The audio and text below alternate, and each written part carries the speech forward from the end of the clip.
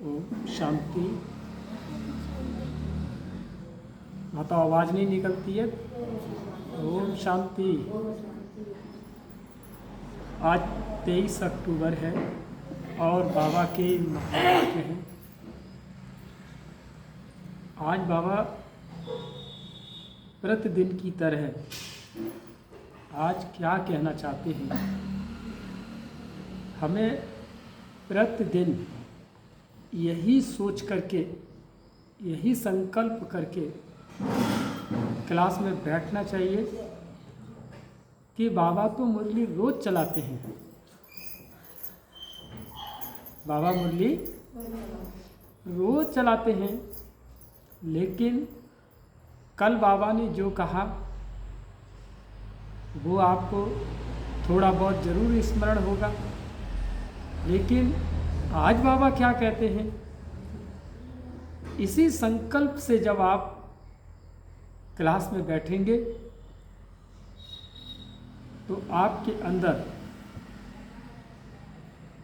बाबा का जो भी एक शब्द नया होगा वो हमारे इस मस्तिष्क में, यानी आत्मा के इस पटल पर अंकित हो जाएगा। वो छाप बन करके अमिट छाप बन जाएगा। जब आप यही सोच करके बैठेंगे, क्या सोचेंगे कि आज बाबा क्या कहने जा रहे हैं, इस संकल्प से तैयार होंगे तब। तो आज बाबा क्या कहते हैं, मीठी लाइन है। बाबा मीठी लाइन में मीठे ही बच्चे कहता है कि तुम्हारी जो यात्रा है वो बुद्धि की है। किसकी यात्रा है? बुद्धि की यात्रा है। इसे ही रूहानी यात्रा कहा जाता है। तुम अपने को आत्मा समझते हो, शरीर नहीं। शरीर समझना अर्थात उल्टा लटकना। शरीर समझना अर्थात उल्टा लटकना। उल्टा लटकने का मतलब क्या है? शरीर समझना बाबा ने कहा उल्टा लटकना, माना हम और आप सभी आत्माएं, मनुष्य आत्माएं, वो इस जहाँ पर आप लोग रहते हैं उस वातावरण के प्रभाव में चले जाना, माना उल्टा लटकना। उसका प्रभाव हमारे आपके ऊपर पड़ना है। बाबा ने जो हम बच्चों को संकल्प दिए, उन संकल्पों को भूल जाना अर्थात उल्टा लटकना। देह और देह की दुनिया के आकर्षणों में डूबे रहना, अपनी आत्म स्मृति को गुम हो जाना, माना उल्टा लटकना। कोई घरों में आजकल बच्चे बहुत अच्छी पढ़ाई पढ़ रहे हैं, कोई बाहर पढ़ रहे हैं, कोई विदेश में पढ़ रहे हैं, बहुत अच्छी डिग्री लिए हुए हैं, चाहे बेटा हो चाहे बेटी हो, वो एक अच्छे कंपटीशन की तैयारी भी कर रहे हैं। तो बाबा के ज्ञान और योग में चलने के बावजूद भी जब कभी कभी बच्चे आपसे ऐसी बात कह देते हैं कि ऐसे नहीं ऐसे है, तो वहाँ बाबा की बात को आप लोग साइड कर देते हो और अपने बच्चे की बात को क्या कर लेते हो, मान लेते हो। ये भूल जाते हो उल्टा लटकना इसी का नाम है। ये भूल जाते हो ये भगवान के महावाक्य हैं और वहाँ आप अपने बच्चों की बात को अपने ऊपर हावी कर लेते हो। जैसे बच्चे ने कहा वैसे ही तुम बोलने लग जाते हो, तो ये भी क्या एक उल्टा लटकना है। वो पढ़ाई उनकी क्वालिफाइड एजुकेशन जो उनकी है वो उनकी है, यहाँ भगवान की पढ़ाई है। ये भगवान की पढ़ाई में आत्मा रमणीक बनती है और रमणीकता में आप विभिन्न प्रकार की बातें जब आप लेके आते हो उल्टा लटक जाते हो, क्योंकि वो आपके योग को छिन्न भिन्न कर देती। अरे आज हमारे बेटा ने, आज हमारी बेटी ने ऐसी बात कही, इतने दिनों की बात कही, तो इसका मतलब कुछ तो हमारी बेटा बेटी कैसे हैं, होशियार है ना। तो वो बाबा की बातों के ऊपर, बाबा के महावाक्यों के ऊपर उनका असर गायब हो जाता है और उनका असर आ जाता है माना उल्टा लटकना। आज का प्रश्न है कि माया के पंप में मनुष्यों को कौन सी इज्जत मिलती है। जो माया का पंप झटका है, कौन सी इज्जत मिलती है, तो बाबा कहते हैं आसुरी इज्जत। मनुष्य किसी को भी आज थोड़ी इज्जत देते, कल उसकी बेइज्जती करते हैं और गालियां देते हैं। इसे कहते हैं आसुरी इज्जत। जैसे आपने किसी को आज बहुत बड़ा सम्मान दे दिया, ठीक है ना। आज आपने घर में कोई नई चीज़ आई, चलो उसका उद्घाटन करा लें, हरे सेंटरों पर उसका विधि विधान से उसका पूजन करा ले। तो आज तो तुमने उनको क्या दिया, सम्मान दिया, और कल उसकी इंसल्ट कर दी। तो बाबा क्या कहते हैं, इसे आसुरी इज्जत कहते हैं। इसे क्या कहते हैं, आसुरी इज्जत।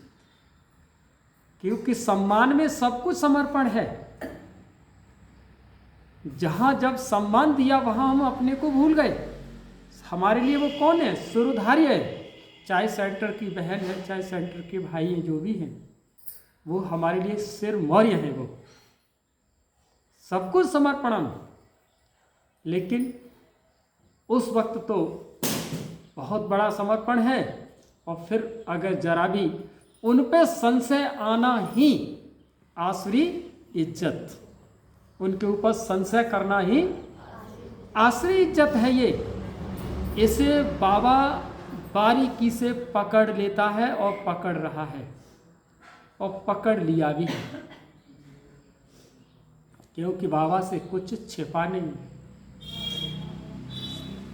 जब महाभारत हुआ था, जब द्रौपदी की जब लाश गई, उस वक्त हर एक योद्धा मौन थे,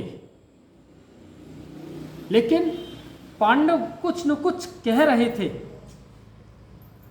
अगर वो बचा भी नहीं पा रहे थे द्रौपदी की उस चीर हरण को, अगर बचा भी नहीं पा रहे थे, लेकिन वो कुछ तो कह रहे थे। भले ही वो वहां पर उस राजकुल की मर्यादा में बंधे हुए थे, इसलिए वो अपने हाथ पैर तो पटक रहे थे। ये उनके हाथ पैरों के पटकना ही मृत्यु का दंड उन्हें नहीं मिला। और जो भी योद्धा थे वो मौन थे। अजय का वरदान था, इच्छा मृत्यु तक का वरदान था, उनको भी मृत्यु दंड स्वीकार करना पड़ा। क्यों? क्योंकि वो जो राजकुल की जो मर्यादा में, यही कृष्ण ने कहा था कि हे पांडवों, तुम पांचों ही क्यों बचे इस महायुद्ध में। क्योंकि जिस वक्त द्रौपदी का चीरहरण हो रहा था, उस वक्त तुम कुछ न कुछ कह रहे थे, कुछ न कुछ बोल रहे थे, अपने हाथ पैर पटक रहे थे, इसीलिए आज तुम्हें मृत्यु दंड नहीं मिला। वरना आप लोग भी इस मृत्यु के दंड के कौन बनते, अधिकारी बन जाते। तो हमें हर समय क्या है, बाबा ने बारीकी से सब कुछ जाना, बारीकी थी वो कृष्ण के माध्यम से वो शिव परमात्मा बारीकी से हर एक को निरीक्षण कर रहे थे कि कौन है इस कुल की मर्यादा में जो नारी सम्मान के प्रति खड़ा हुआ है। तो बाबा आज वही कहते हैं कि माया ने सबकी बेइज्जती की, पतित बना दिया, बाप आए हैं तुम्हें दैवी इज्जत वाला बनाने। बाबा ने आज हम बच्चों को आसुरी इज्जत का ज्ञान दिया है। वैसे तो लोग बहुत सारी इज्जत देते हैं। आसुरी इज्जत वो है कि अगर आपके ऊपर भी संशय है तो अभी क्या है? आसुरी इज्जत। ओम शांति। रूहानी बाप और रूहों से पूछते हैं कहाँ बैठे हो? तुम कहेंगे कि विश्व की रूहानी यूनिवर्सिटी में बैठे हैं। रूहानी अक्षर तो वो लोग जानते नहीं। विश्वविद्यालय तो दुनिया में अनेक हैं। यह है सारे विश्व में एक ही रूहानी विद्यालय, एक ही पढ़ाने वाला है। क्या पढ़ाते हैं? रूहानी नॉलेज।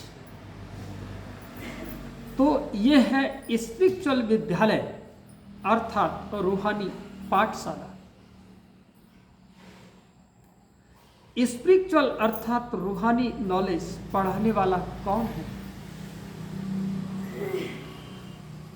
यह भी तुम बच्चे अभी जानते हो।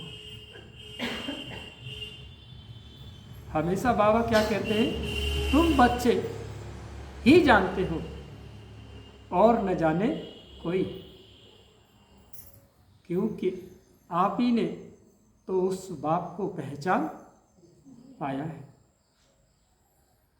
रूहानी बाप ही रूहानी नॉलेज पढ़ाते हैं, इसीलिए उनको टीचर भी कहते हैं और स्पिरिचुअल फादर भी कहते हैं। अच्छा, फिर क्या होगा? तुम बच्चे जानते हो, इस रूहानी नॉलेज से हम अपना आदि सनातन देवी देवता धर्म स्थापन करते हैं। एक धर्म की स्थापना, बाकी जो इतने सब धर्म हैं उनका विनाश हो जाएगा। माना? और एक गहरी बात बाबा ने कहा है मुरली में कि जब आदि सनातन देवी देवता धर्म की जब स्थापना होगी तो सारे धर्मों का क्या हो जाएगा? विनाश हो जाएगा।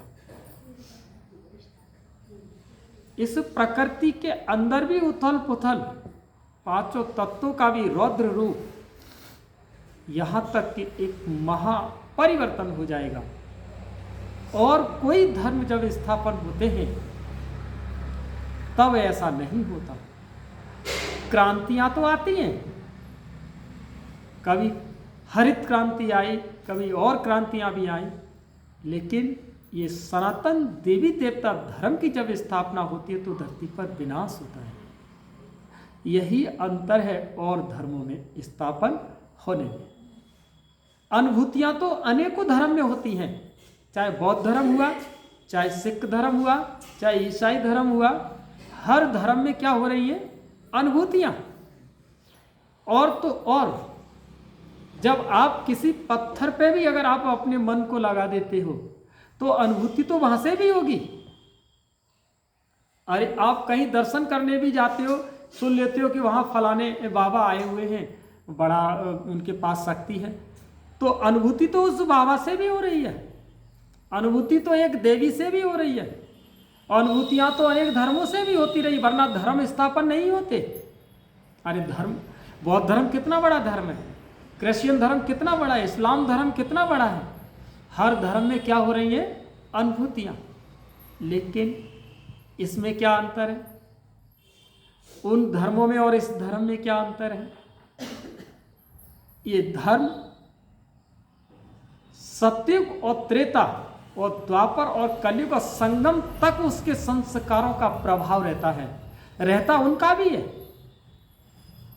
लेकिन फिर क्या अंतर है? अंतर यही है कि जब सनातन देवी देवता धर्म की स्थापना होती है तो धरती पर और कोई धर्म नहीं रहता, केवल एक धर्म रहता है, वो कौन है? देवी और देवताओं की दुनिया। देवी और देवताओं की दुनिया। सनातन तो कह देते हैं, वहां धर्म की हम परिभाषा ही नहीं रहती। वहां पर वहां तो केवल एक देवत्व की भावना रह जाती है, एक आचरण, एक धारणाएं और एक दैवी संस्कारों से सजी हुई एक आत्मा अपने आप में एक रमणीक स्थिति में हमेशा चहल पहल रहती है। वहाँ स्थिति रहती है, वहाँ धर्म नहीं, देवी और देवता है। धर्म का ज्ञान तो यहाँ कराया जा रहा है, वहाँ तो धर्म का ज्ञान ही नहीं है। जब कर्म अकर्म ही नहीं है, कर्म अकर्म विकर्म की परिभाषा यहाँ है, वहाँ है ही नहीं, तो वहाँ पर देवता धर्म की बात ही नहीं। कौन है सभी? केवल एक ज्ञान गुणों से सुसज्जित आत्मा है, दैवी गुणों से भरपूर आत्मा है, और प्रकृति के अंदर सतो प्रधानता है, शालीनता है, दिव्यता है। ये सब अभी से संस्कार जब आत्मा के अंदर फुल हो जाते हैं, तब उस दुनिया में की ये शुरुआत हो जाती है। यही अंतर है उन धर्मों में और इस धर्म के अंदर। तो आज बाबा कहते हैं ना, और धर्मों का क्या हो जाता है? विनाश हो जाता है। इसे स्पिरिचुअल नॉलेज का सब धर्मों से क्या ताल्लुक है, यह भी तुम अब जानते हो। एक धर्म की स्थापना इस रूहानी नॉलेज से होती है।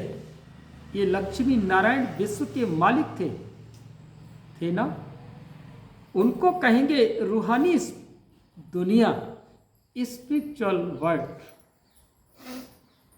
इसे स्पिरिचुअल नॉलेज से तुम राजयोग सीखते हो, राजाई स्थापन होती है। अच्छा, फिर और धर्मों से क्या ताल्लुक है? और सभी धर्म विनाश को पाएंगे,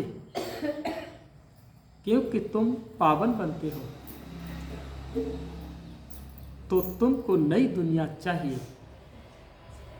तुमको नई दुनिया। इतने सब अनेक धर्म खत्म हो जाएंगे, एक धर्म रहेगा, उसको कहा जाता है विश्व में शांति का राज्य।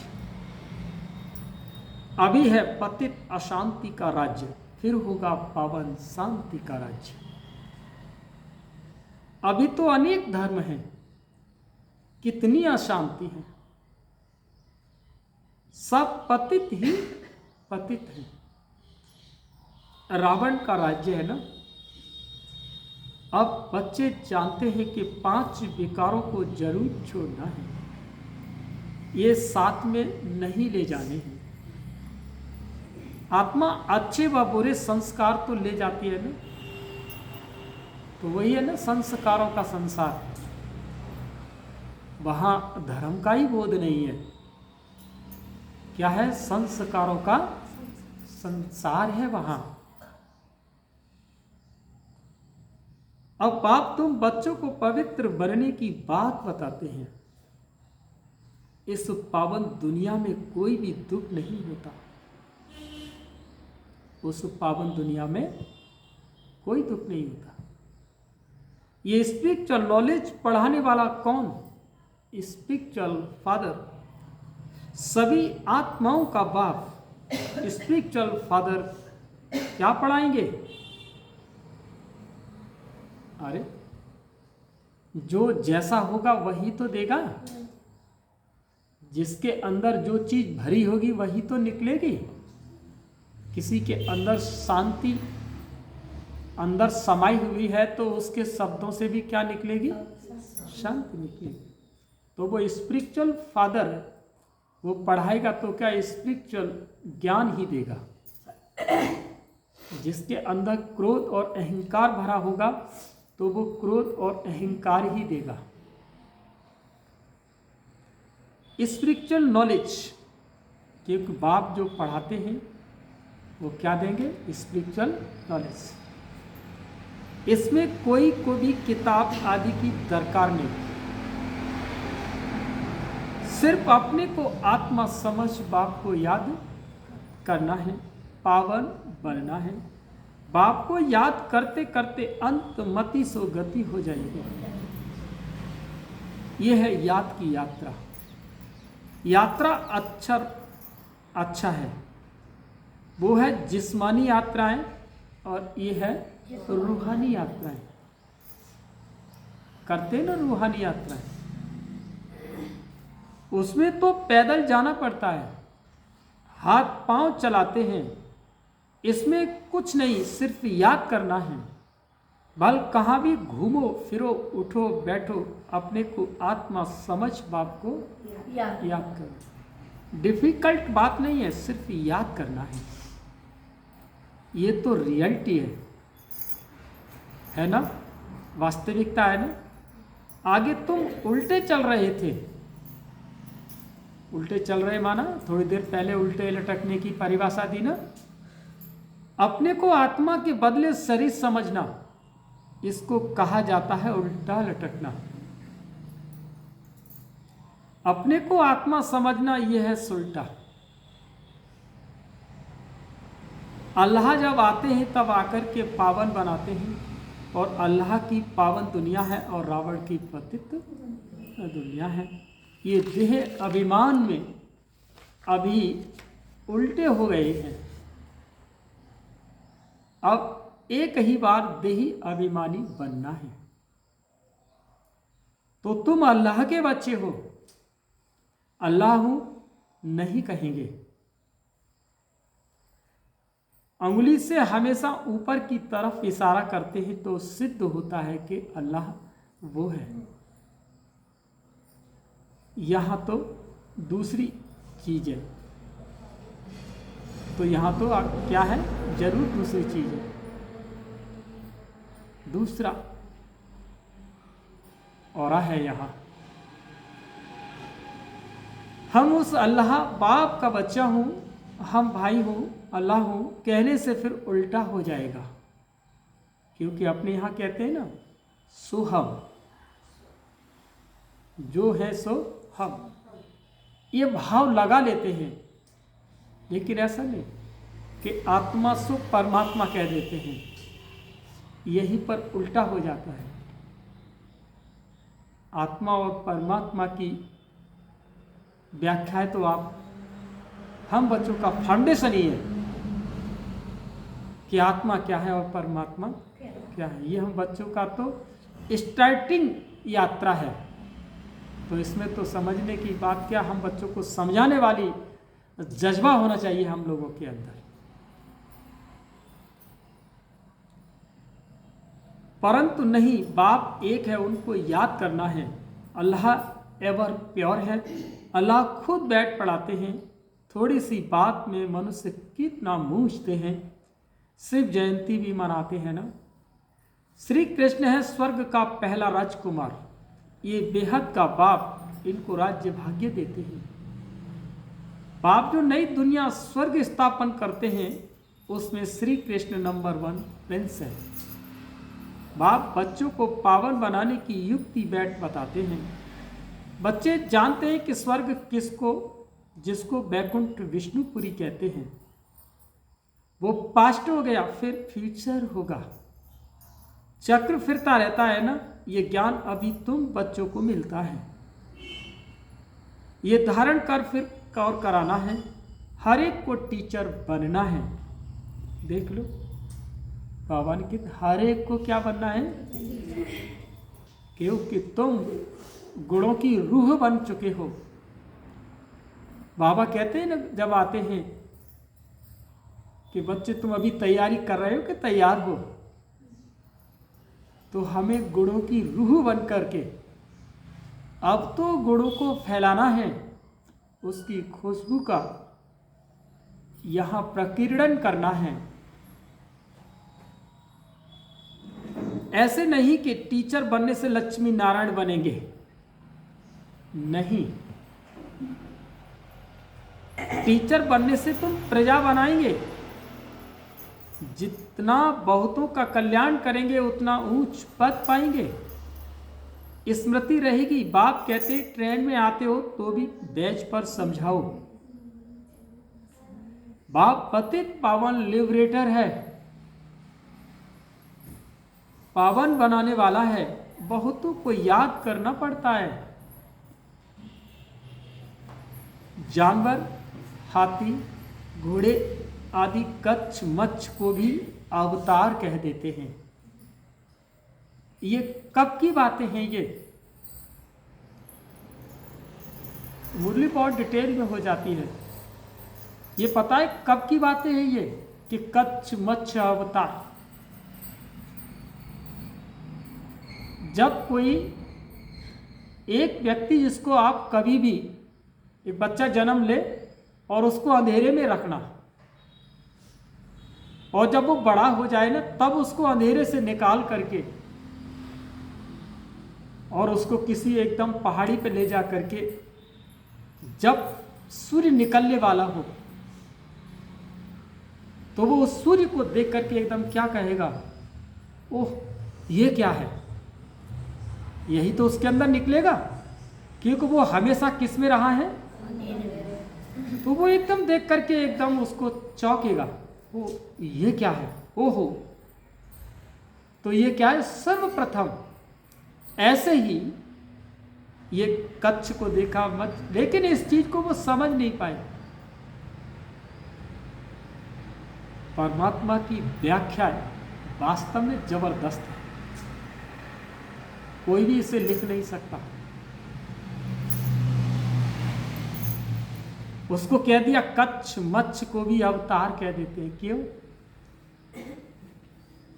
पानी में कोई चीज नहीं देखी, मानव उस वक्त अपने आप में देवत्व तो था नहीं, वो इस प्रकृति का सृजन शुरुआत हो रहा था। ये प्रकृति का सृजन होते होते पूरा हुआ, फिर सृजन होने लगता है।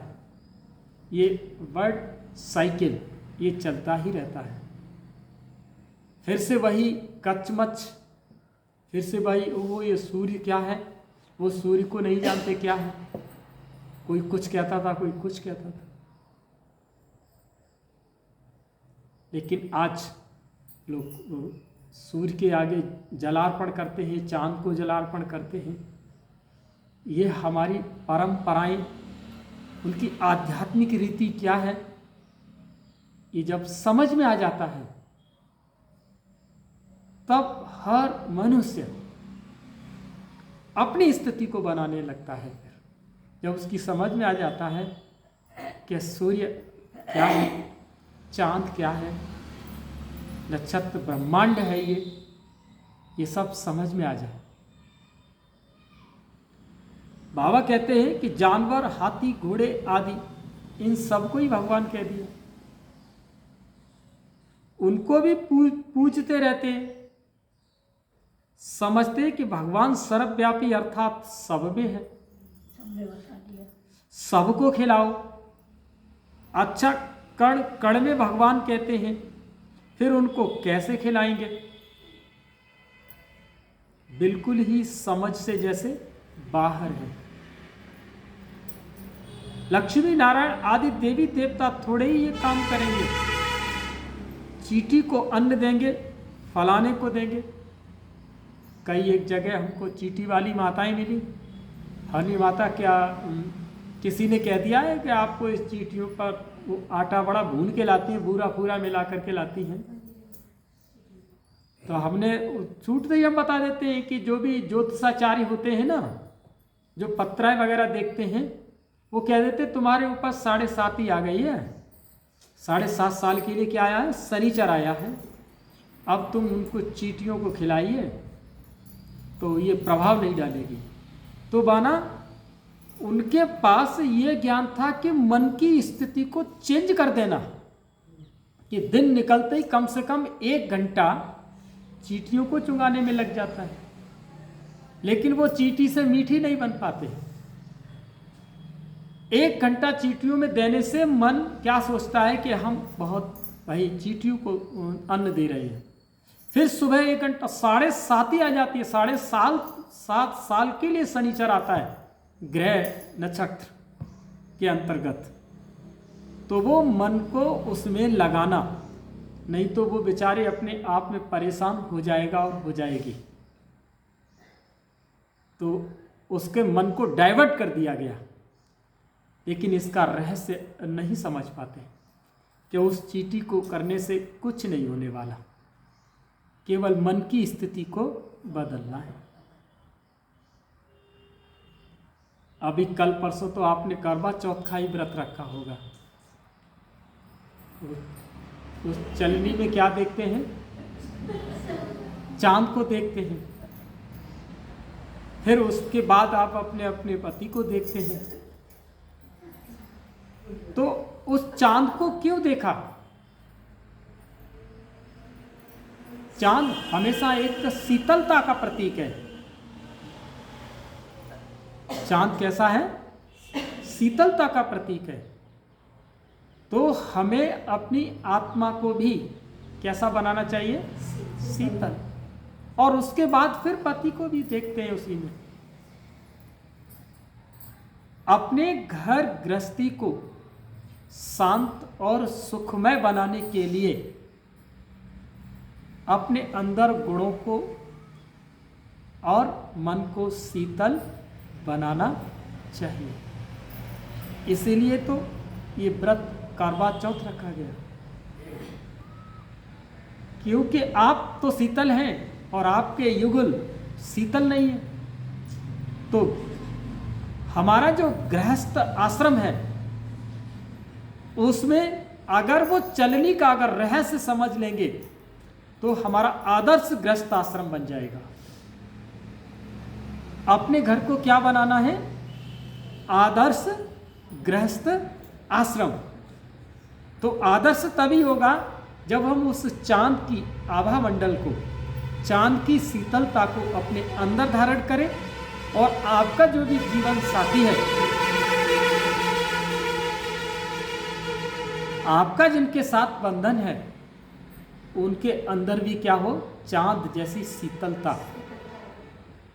तो तुम्हारा घर कैसा हो गया? आदर्श गृहस्थ आश्रम। इसीलिए करवा चौथ का व्रत रखा जाता है। ऐसा नहीं कि उनके पति ने शरीर छोड़ दिया था तो उनसे कहा कि तुम करवा चौथ व्रत रखो तो तुम्हारे पति के प्राण वापिस आ जाएंगे। हाँ, वो उस परम शक्ति का जो माध्यम बैठा है, उस शक्ति को लिए हुए है। कभी कभी क्या होता है, किसी के प्राण वापिस आ जाते हैं और वो पुनः जीवित हो जाता है। दीर्घ आयु की कामना के लिए व्रत रखा गया। लेकिन ड्रामा के अनुसार बाबा कहता है ना, बच्चे ड्रामा मेरे से भी बड़ा शक्तिशाली है। तो बाबा कहता है मक्खी यहां से उड़ी और यहां बैठी, वो भी ड्रामा में था। उधर कृष्ण का हाथ यहाँ से ऊपर उठना था और सूर्य का छिपना था, और फिर कृष्ण का हाथ यूं उठाना था और सूरज को निकलना था, और सामने जयद्रथ को मरना था। आज वही बात है कि उस वक्त उस पति के, कृष्ण का ही तो संवाद था ना, तभी तो उन्होंने कहा ना कि तुम करवा चौथ व्रत रखो। क्या वो करवा चौथ उस वक्त थी? उसी दिन ही क्या प्राण उसके छूटे थे कि पहले प्राण छूटे थे? बताओ। अरे पहले प्राण छूटे होंगे तो करवा चौथ तो बाद में आई होगी ना, या बाद में करवा चौथ हुई होगी, पहले करवा चौथ हो गई होगी तब जाके उसके प्राण छूटे होंगे। तब कब करवा चौथ का व्रत रहा होगा? बात तो उसी दिन की होगी ना कि सुबह ही पति के प्राण छूटे होंगे, तभी उन्होंने स्तुति की, तब उन्होंने कहा कि तू करवा चौथ का व्रत रखो। तो उस दिन उस परम पिता शिव परमात्मा की जो प्रेरणा उनको मिली, तब कहा कि तुम करवा चौथ का व्रत रखो, तो उससे तुम्हारे पति के प्राण वापस आ जाएंगे। वो स्थिति कुछ और थी। कभी कभी लोग उसमें चले जाते हैं, कोमा में चले जाते हैं ना, और कोमा में चले जाने के बाद वो वापस जीवित हो जाते हैं। उन दिनों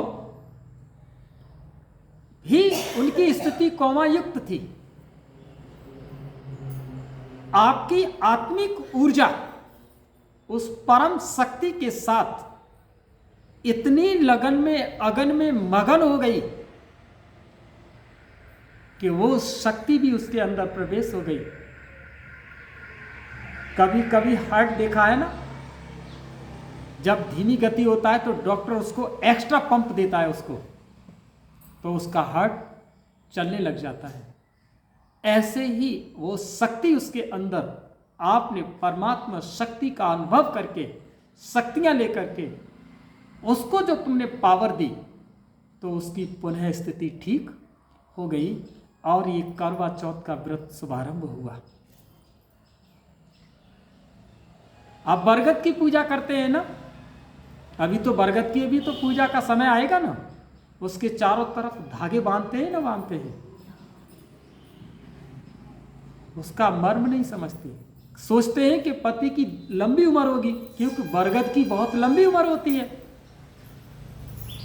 तब उसी के ही चक्कर क्यों लगाए, नीम के क्यों नहीं लगाए, आम के क्यों नहीं लगाए, बरगद के ही क्यों लगाए? क्योंकि बरगद की बहुत लंबी उम्र होती है। लेकिन उसके चक्कर लगाने से पति और दीर्घायु नहीं होती। जब तुम उस बरगद की जड़ों से जब पिंड को समझ जाते हो, ऐसे ऐसे बरगद हैं, वृक्ष हैं बरगद के, कि आप एक असली पिंड को आप पकड़ नहीं पाएंगे कि इसकी असली पिंड कौन सा है। इतने दरवाजे बन जाते हैं उसमें,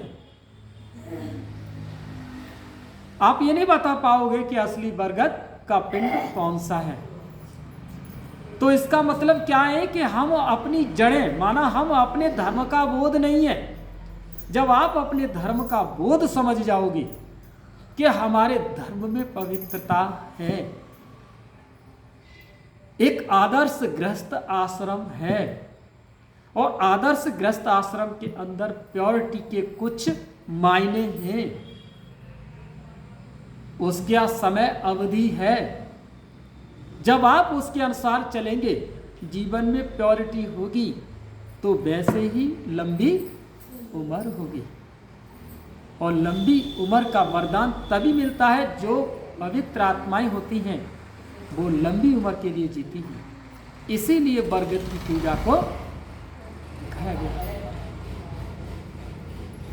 तो बाबा कहते हैं ना कि वो चींटी को खिलाते हैं, बिल्कुल ही समझ से जैसे बाहर है। लक्ष्मी नारायण आदि देवी देवता थोड़ी ये काम करेंगे, क्या चींटियों को अन्न देना, फलाने को देना। तो बाप समझाते हैं कि तुम हो रिलीजो पॉलिटिकल, तुम जानते हो कि हम धर्म स्थापन कर रहे हैं और राज्य स्थापन करने के लिए मिलिट्री रहती है, परंतु तुम हो गुप्त, तुम्हारी ये स्पिरिचुअल यूनिवर्सिटी है। सारी दुनिया के भी जो मनुष्य मात्र हैं, ये सब धर्मों से निकल अपने घर जाएंगे, आत्माएं चली जाएंगी, वो है आत्माओं के रहने का घर। अभी तुम संगम युग पर पढ़ रहे हो,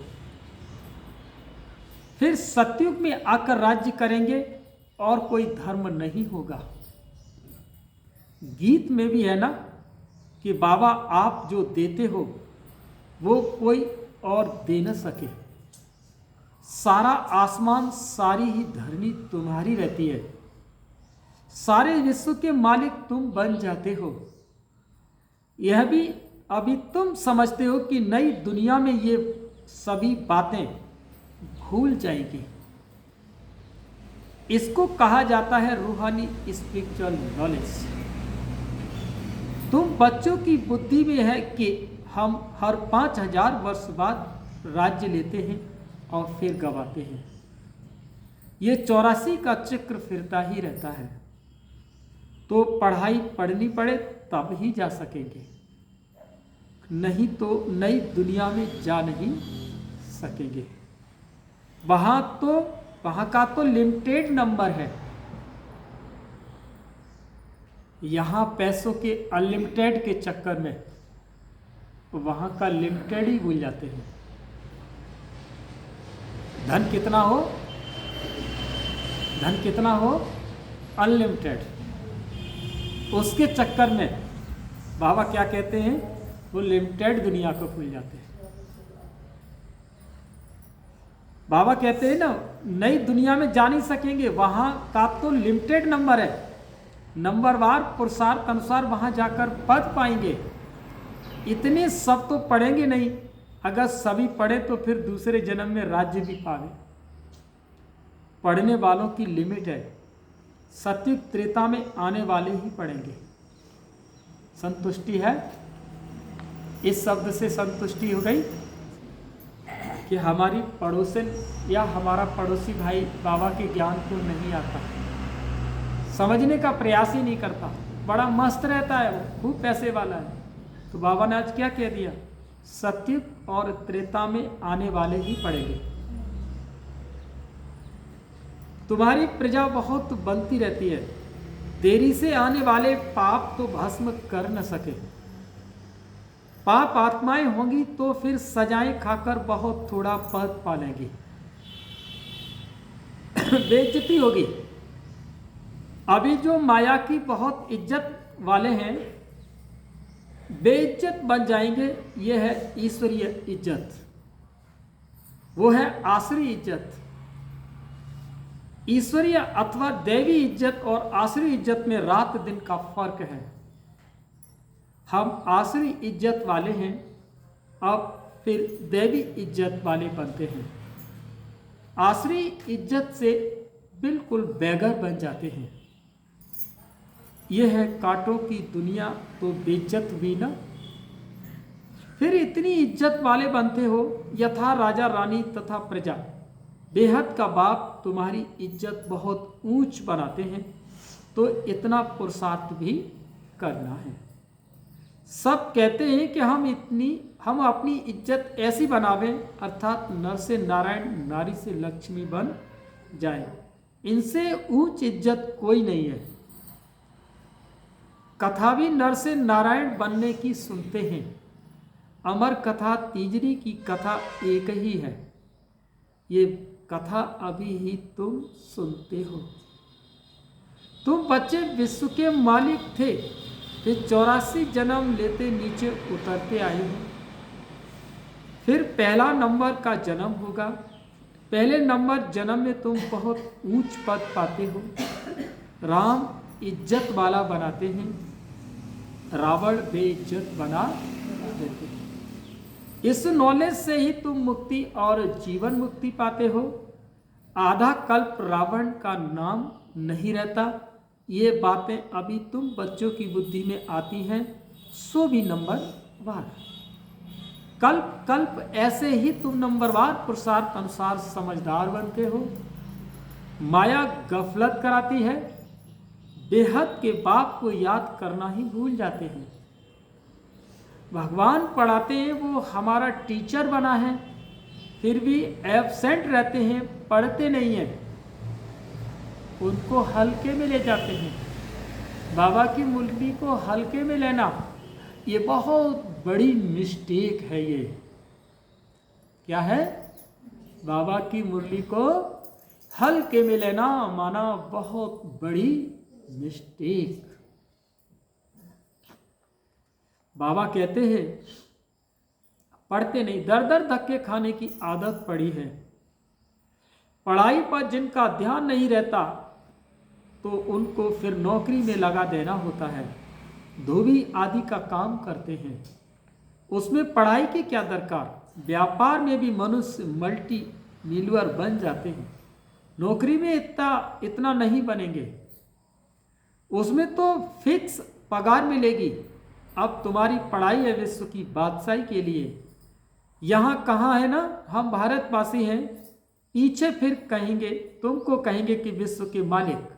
वहाँ देवी देवता धर्म के सिवाय दूसरा कोई धर्म होता नहीं। बाप तुमको विश्व का मालिक बनाते हैं तो उनकी मत पर चलना चाहिए। कोई भी विकार का भूत नहीं होना चाहिए। ये भूत बहुत खराब है। कामी की हेल्थ बिगड़ती रहती है, ताकत कम हो जाती है। इस काम विकार ने तुम्हारी ताकत बिल्कुल खत्म कर दी है। नतीजा ये हुआ है कि आयु कम होती गई, भोगी बन पड़े हो। कामी, भोगी, रोगी सब बन जाते हैं। वहाँ विकार होता ही नहीं।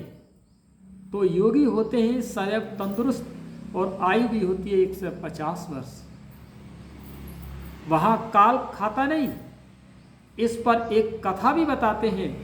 कोई ने पूछा गया पहले सुख चाहिए, कोई से पूछा गया पहले सुख चाहिए या पहले दुख चाहिए, तो उनको कोई ने इशारा दिया बोलो पहले सुख चाहिए, क्योंकि सुख में चले जाएंगे तो वहाँ कोई काल आएगा ही नहीं, अंदर घुस न सके। ये कथा बना दी है। बाप समझाते हैं तुम सुखधाम में रहते हो तो वहाँ कोई काल होता नहीं, रावण राज्य नहीं। फिर जब भिखारी बनते हैं तो काल आता है। कथाएं कितनी बना दी, काल ले गया फिर हुआ ना। न काल देखने में आता है न आत्मा दिखाई पड़ती है। इसको कहा जाता है दंत कथाएं।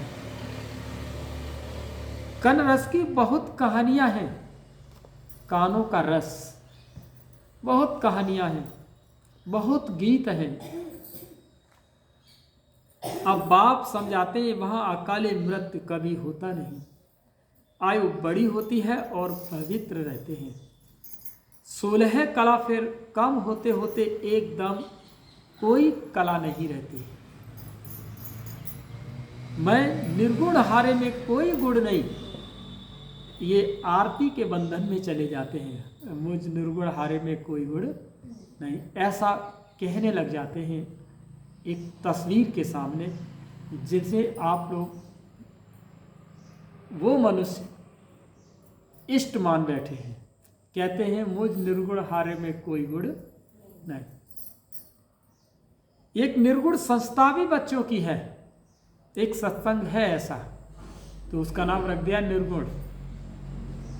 कहते हैं हमारे में कोई गुण नहीं, हमको गुणवान बनाओ, सर्वगुण संपन्न बनाओ। अब बाप कहते हैं पवित्र बनना है, मरना भी तो है सबको। चाहे बेकारों में जी करके मरो, चाहे पवित्र हो करके गुलगुल बन करके ऐसे फूल बनाओ और बनो। इतना ढेर मनुष्य सतयुग में नहीं होते। अभी तो कितने ढेर हैं। वहां बच्चा भी योग बल से होता है। यहाँ तो देखो कितने बच्चे पैदा करते रहते हैं। बाप फिर भी कहते हैं ना, बाप को याद करो। वह बाप ही पढ़ाते हैं। टीचर पढ़ाने वाला याद पड़ता है। तुम जानते हो कि सिर्फ बाबा हमको पढ़ा रहे हैं, क्या पढ़ाते हैं वह भी तुमको मालूम है। तो बाप अथवा टीचर से योग लगाना, नॉलेज बहुत ऊंची है। अभी तुम सबकी स्टूडेंट लाइफ है। ऐसे यूनिवर्सिटी कभी देखो जहां बूढ़े बच्चे जवान सब इकट्ठे पढ़ते हैं। यह एक ही स्कूल है, एक ही पढ़ाने वाला टीचर हो और जिसमें ब्रह्मा स्वयं भी पढ़ता हो। वंडर है ना, कितना आश्चर्य की बात है। जिस स्कूल में स्वयं फाउंडर्स यानी ब्रह्मा बाबा भी पढ़ता है, उसी स्कूल में हम बच्चे भी पढ़ते हैं। कितना आश्चर्य की बात है। सिर्फ बाबा हमको पढ़ाते, तुमको पढ़ाते हैं। यह ब्रह्मा भी सुनते हैं। बच्चा चाहे बूढ़ा कोई भी पढ़ सके। तुम भी पढ़ते हो ना ये नॉलेज। अब पढ़ाना शुरू कर दिया। दिन प्रतिदिन टाइम कम होता चला जाता है। अभी तुम बेहद में चले गए हो।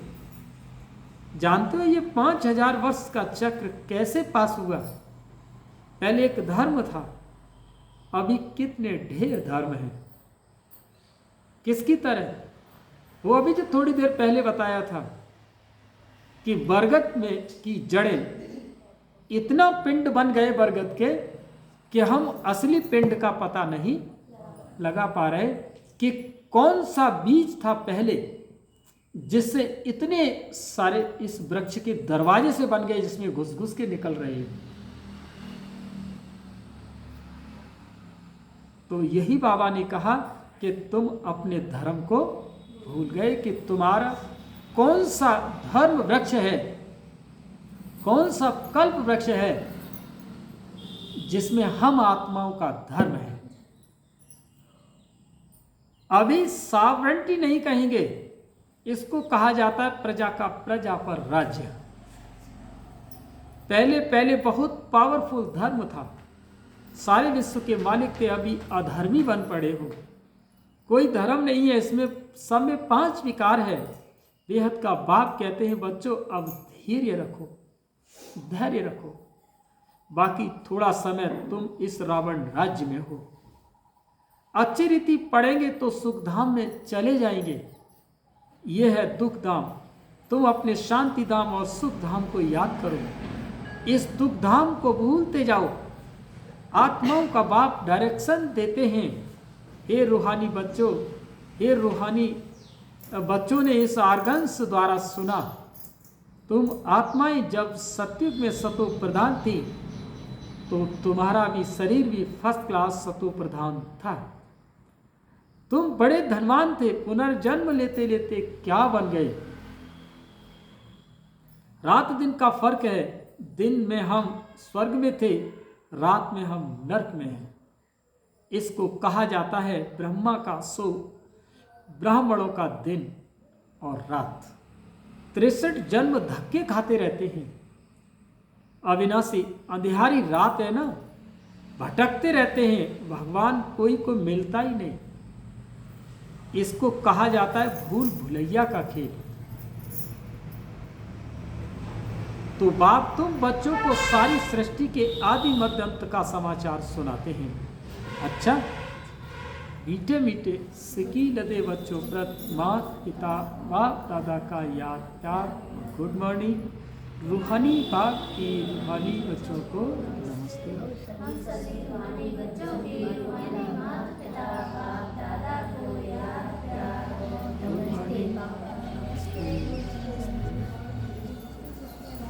शुक्रिया बाबा।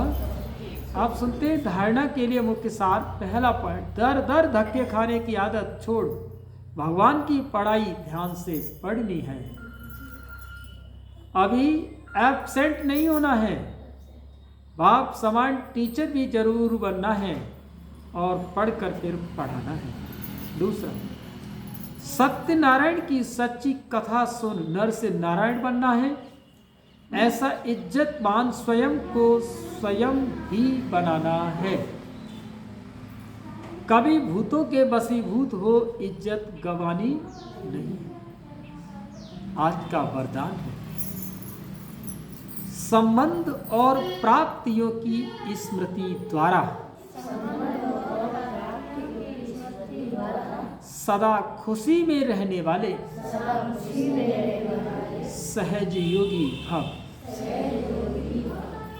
फिर से सुने, संबंध और प्राप्तियों की स्मृति द्वारा कि बाबा से हमारे संबंध पिता टीचर सदगुरु के रूप में आदि आदि सर्व संबंधों के द्वारा हमने उसकी स्मृति से जो खुशियां अपने जीवन में भरी, बाबा कहते हैं कि इसी खुशी में रहने वाले तुम कौन हो? सहज योगी हो।